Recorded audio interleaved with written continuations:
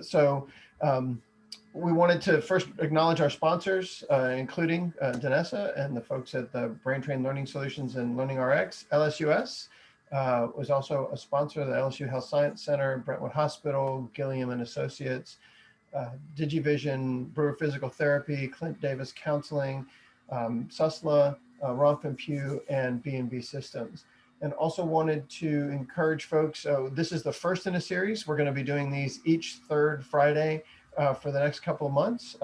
Next month in April, we'll have Dr. Janet Magner talking about digital well-being. In May, we'll have Clint Davis from Clint Davis Consulting talking about overcoming digital addiction. And in June, we will have Cultivating a Strengths-Based Workplace with Craig Gilliam from Gilliam and Associates.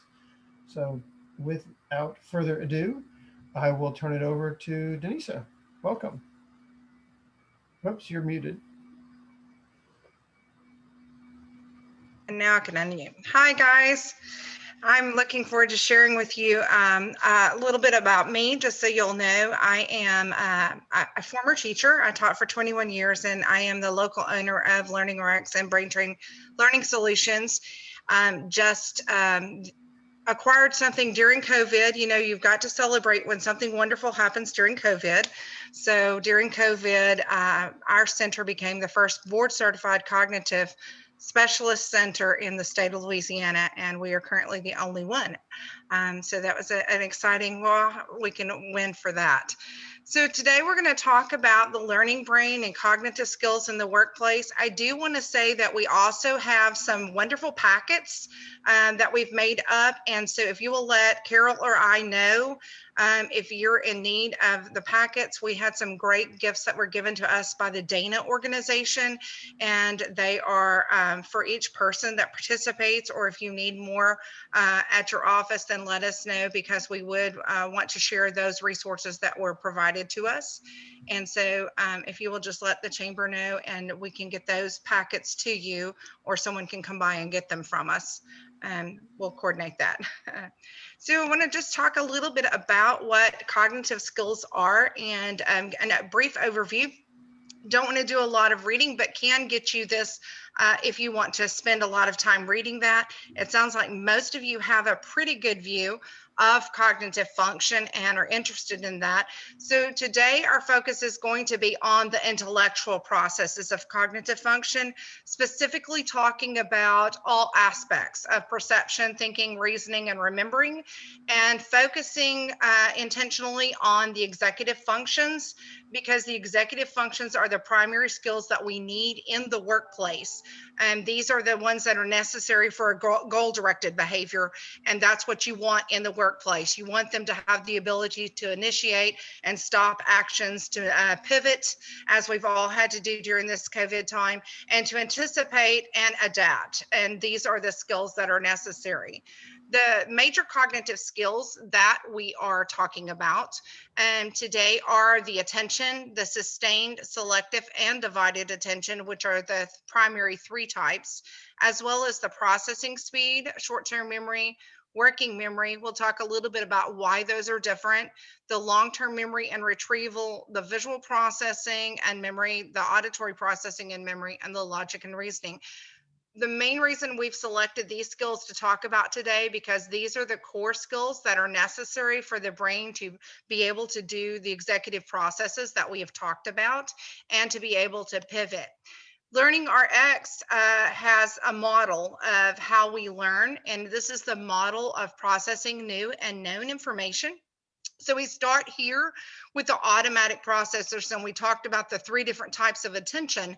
And then there's that working memory, where you're able to take the information and hold it. So much like you're on that computer and you have those windows open on the computer, when you task shift in between those, can you keep your information from one while you go to the other? And so that's where the working memory factor.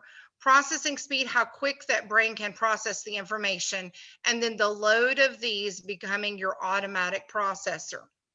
Your higher thinking skills is your logic and reasoning, which impacts both your impulse control as well as your mathematical thinking ability, your comprehension, and your ability to get through particular situations that have to do with the abstract concrete. Your auditory processing, that is in danger right now. This is the skill that's most in danger in our society right now because the auditory processor is getting less stimulation than ever before. We're doing a lot of the visual processing through the media and very little of the auditory processing, which is causing some dysfunction in both listening skills and in reading ability. So this is something that we really need to look as a critical place to think about in our workplace. And then our long-term memory is how we encode all of this information to memory and to how we retrieve it from memory once it is learned information. So this is the model that LearningRx uses when we work with clients. And this is something I found very interesting. I thought I would share with you today. This is the difference of intervention and training, but this is our normal line, linear path, so to speak, of how we age and what our skills do. So you can see, find yourself wherever I'm kind of crossing, like right here, and you can find yourself on the line and see where are those skills happening. And you can see these are the primary three skills that we see the biggest growth and dip in these periods of time. And this is interesting because these are also three core skills that are necessary for quick thinking and the fluid reasoning and the agile adaptability that we need for the workplace. So let's talk about why does this affect businesses? And we have a term that has been coined. It's called Brainomics. It's from the UT Dallas Health Science Center. There, they have coined a term called Brainomics, which is the economic cost of cognitive loss or gain.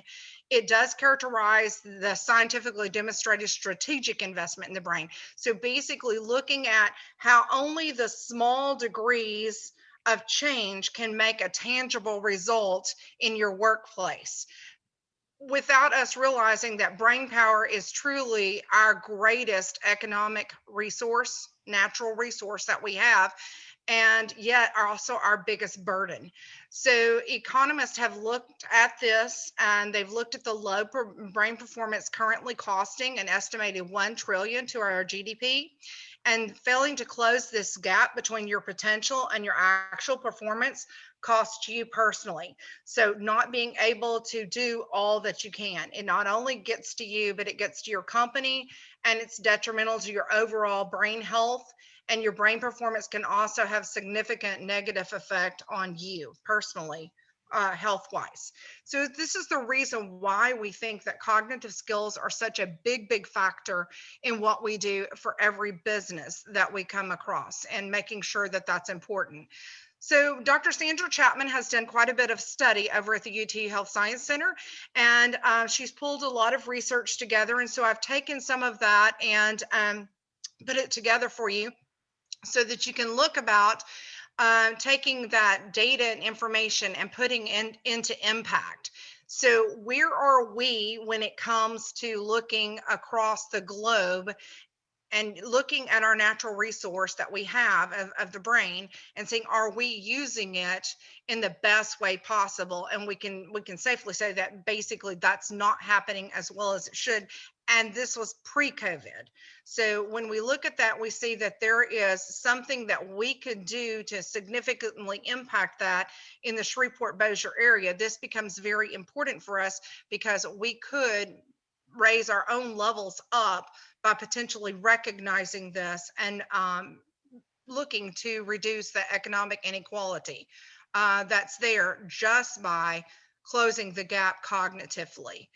This basic cognitive skills, and this is a recent study from the Small Business Association, basically has recognized that the well-developed cognitive skills related to the attention span will improve an employee's ability to stay on task for sustained periods.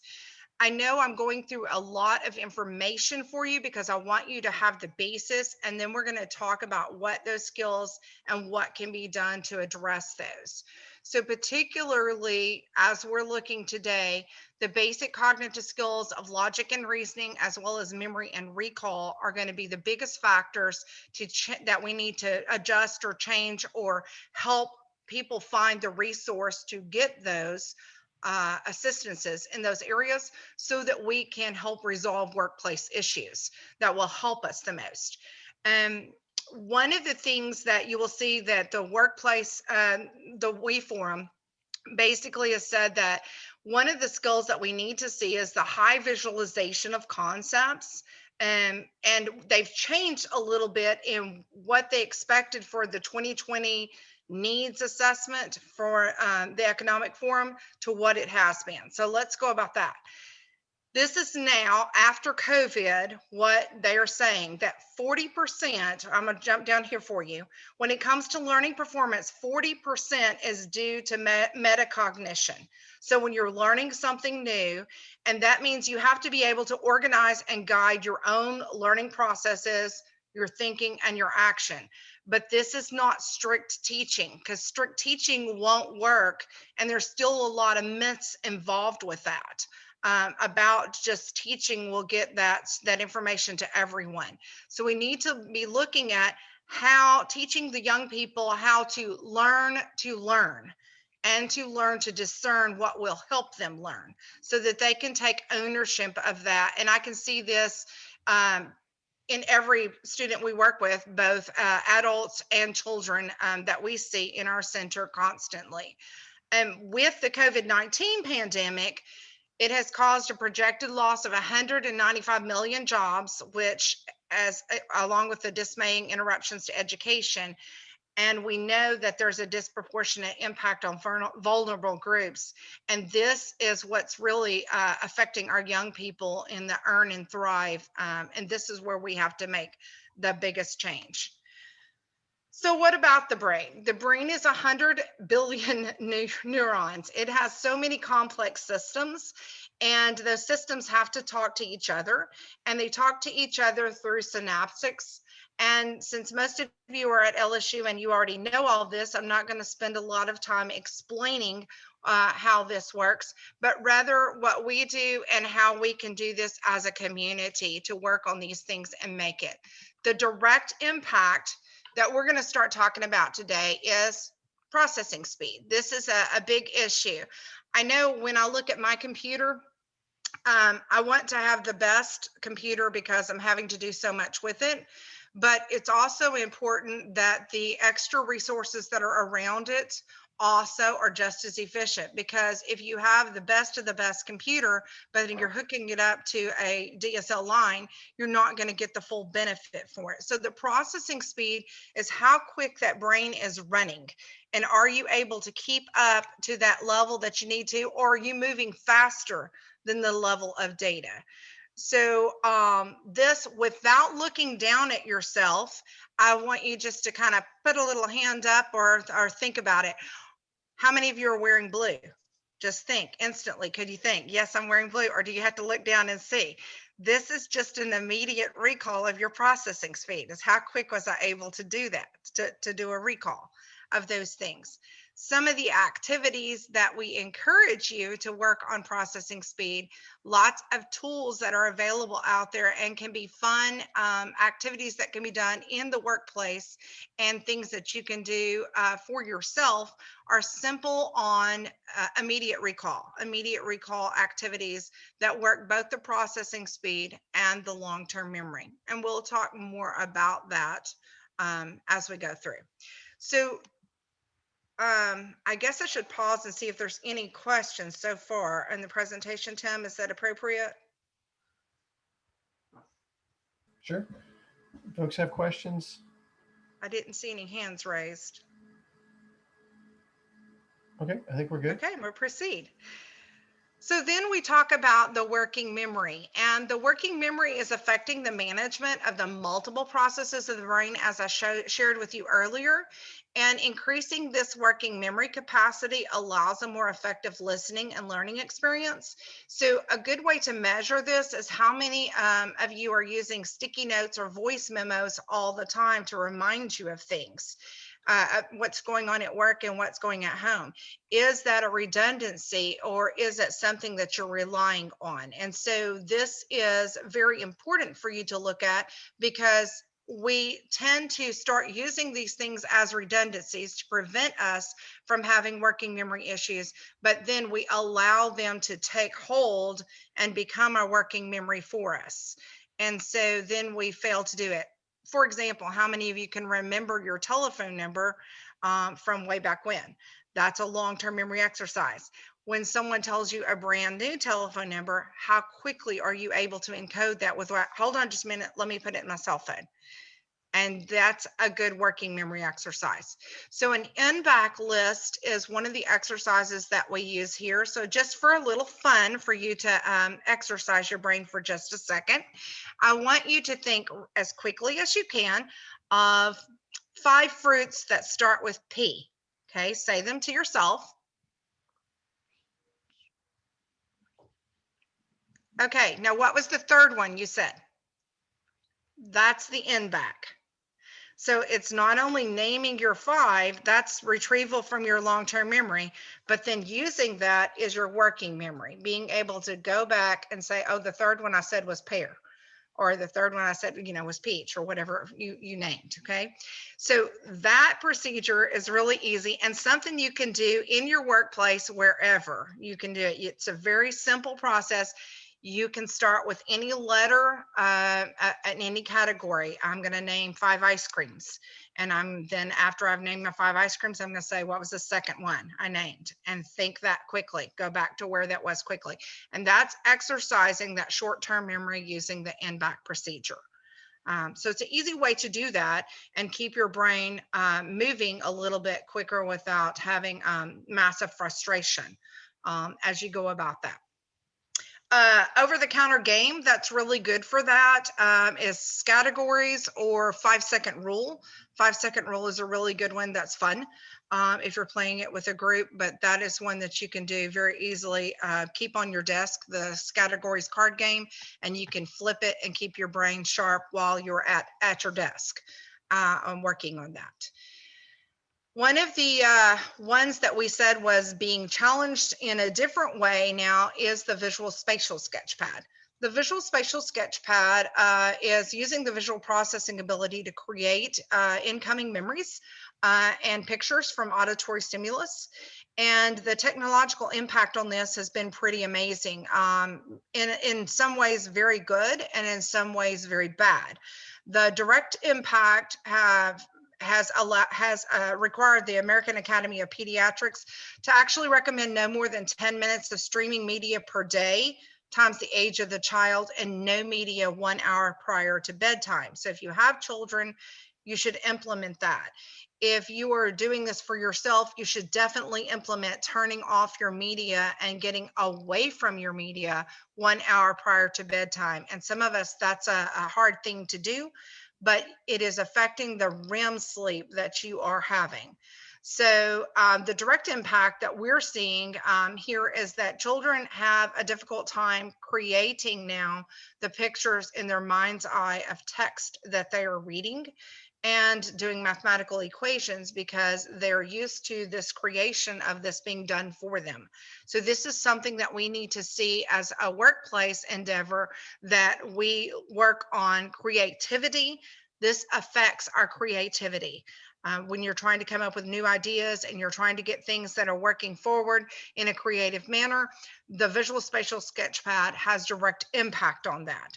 So one of the ways to work on this is with visual lists. So just for a little bit of challenge, and it may not be much because it says Shreveport Chamber on Tim's picture, but I want you to spell Shreveport backwards now that you all have a cheat sheet, right? Maybe we should make it more challenging. Now, if you work on doing that, and all of our names are kind of showing, so let's try something a little more challenging. Let's take your own name and spell your own name backwards. Tim, that was too easy for you. That 3-letter was just too easy. Maybe we should make him spell his last name backwards, or Johnette's. So when we work on this, it makes our brain have to work it. So you get a list of words, an easy list of words that you use commonly, and have that and focus on actually making your brain spell this backwards. Another way that you can do a visual spatial that's highly challenging and actually throws your brain into more of a logic set and goes along with our long-term memory, which we're about to talk about, is working on doing your alphabet forward and counting by threes backwards. So you would be like A 97, B 94, C 91, and now you all will stay busy doing all of those things.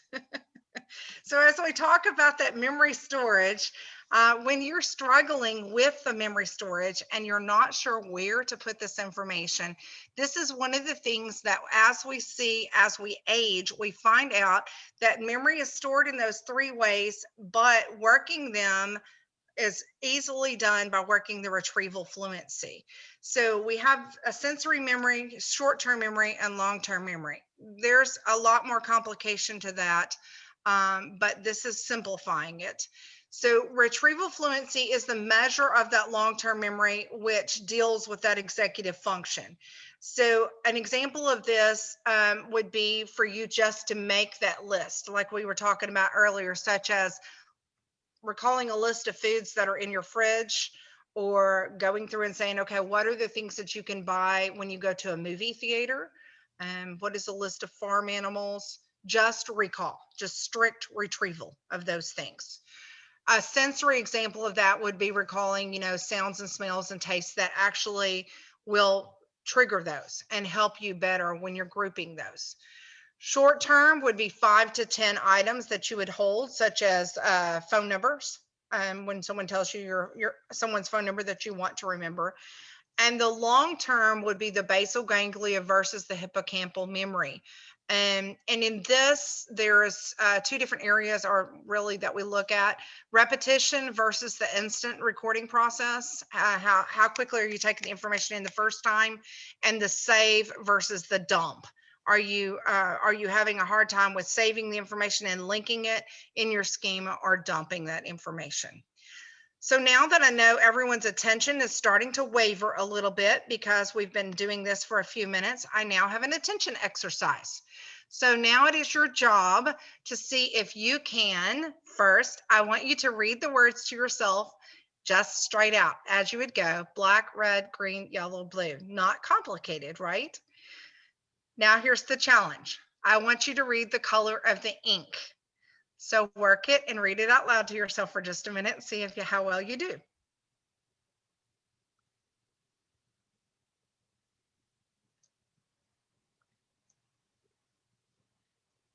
A little bit more challenging, right?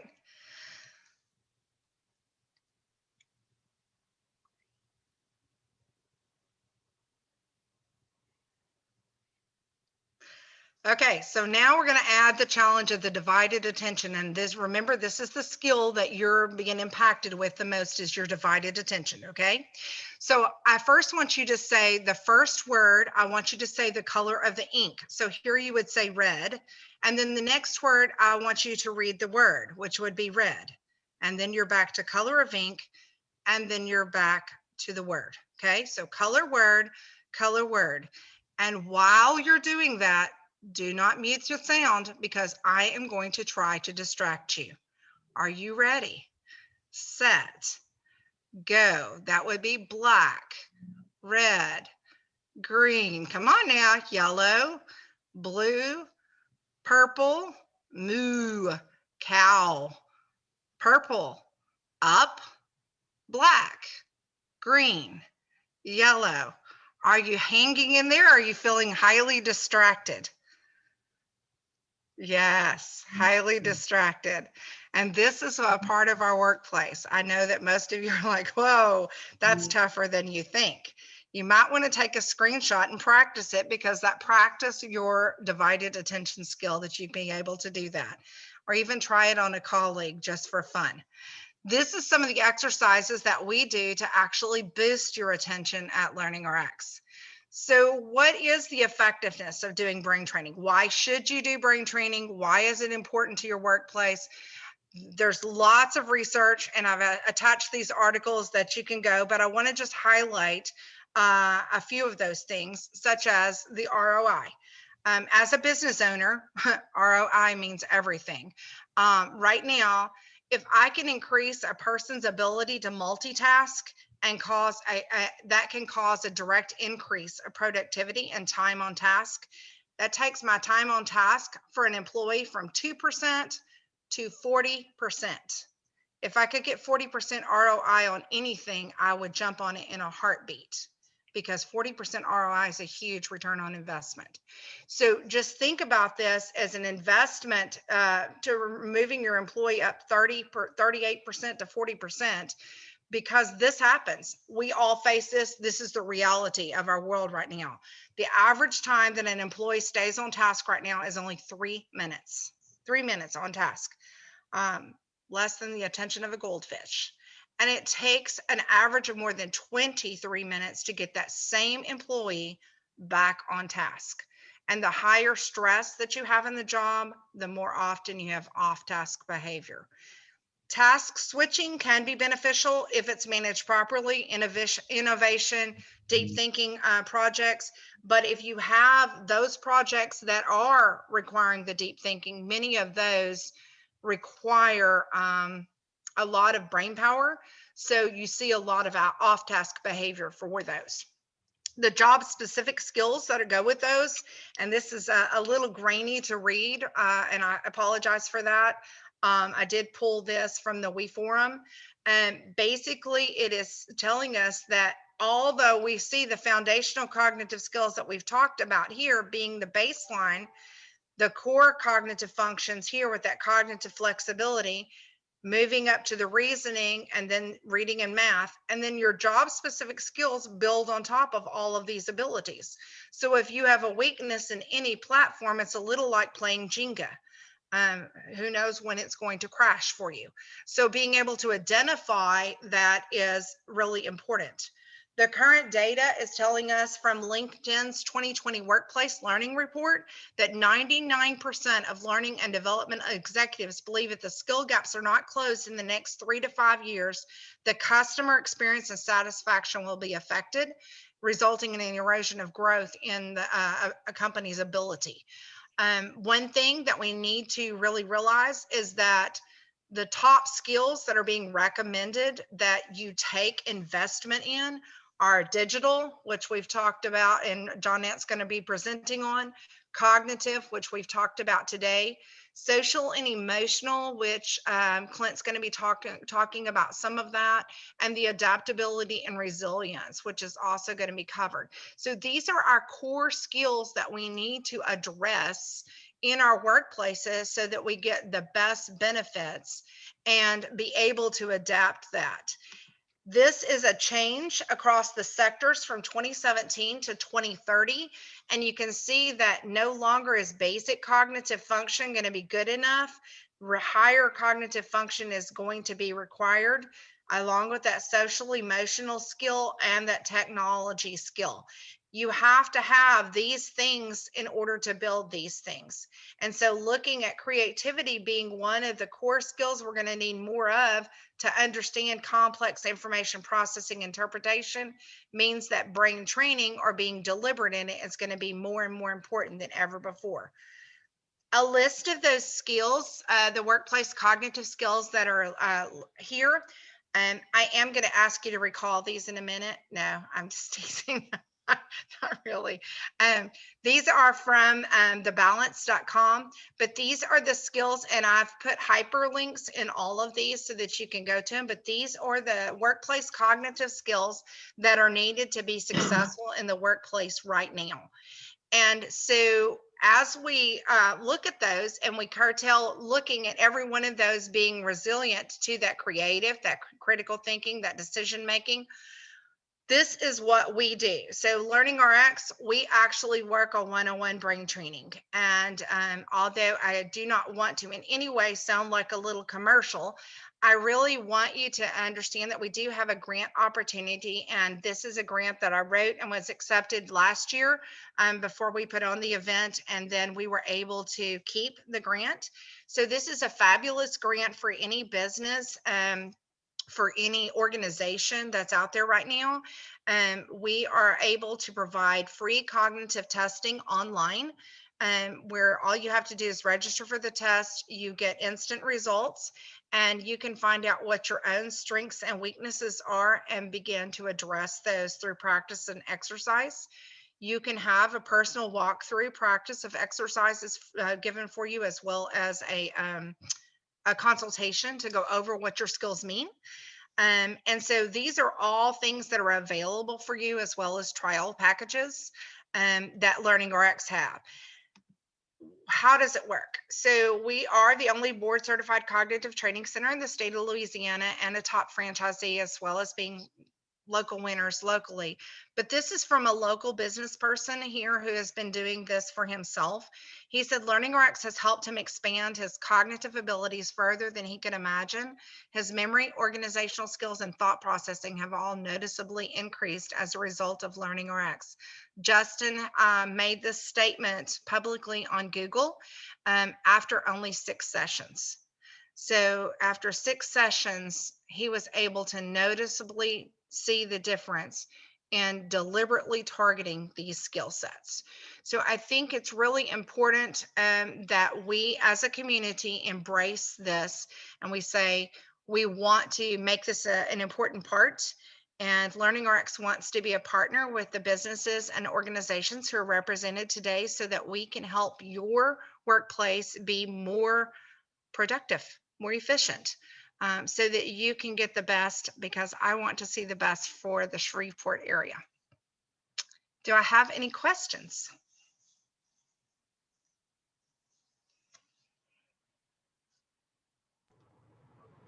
Donesa, Want to I ask a have question? Just raise your hand. May I ask a question? Sure.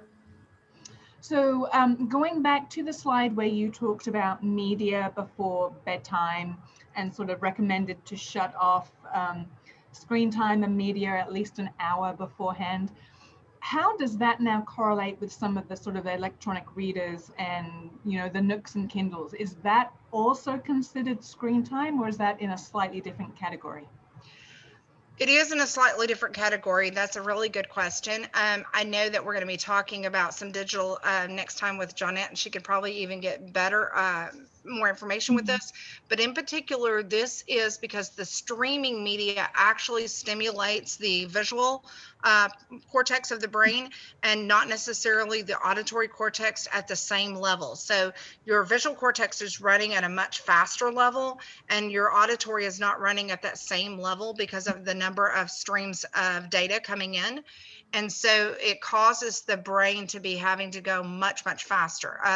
A study not too long ago was done, particularly on middle schoolers' brains and on students who were in pre-med study. And they actually did where they watched a video segment. They did a mathematics test, a simple mathematics test, and then to set a baseline. And then they had them watch a video. The older students were asked to watch a video that was instructional. The junior high schoolers actually watched something like SpongeBob. It wasn't SpongeBob, but it was one of those that they were asked to watch. And then after the 30 minutes of watching, they were asked to reperform the same mathematics test that they had done previously, and their score dropped by 20% across the board. Wow. So it has a significant difference. And the reasoning behind it is because your brain is multitasking. It's still trying to process all the visual that you took in while trying to do something else. So your brain is having to still task switch. Right. Okay. And that task switching is what slows it down. Thank you. Mm-hmm. Other questions? Anybody else? You should be able to unmute if you have a question. Okay. I think we're good. Hey, whenever you have no questions, that means you did an excellent job, right, everybody? Woo!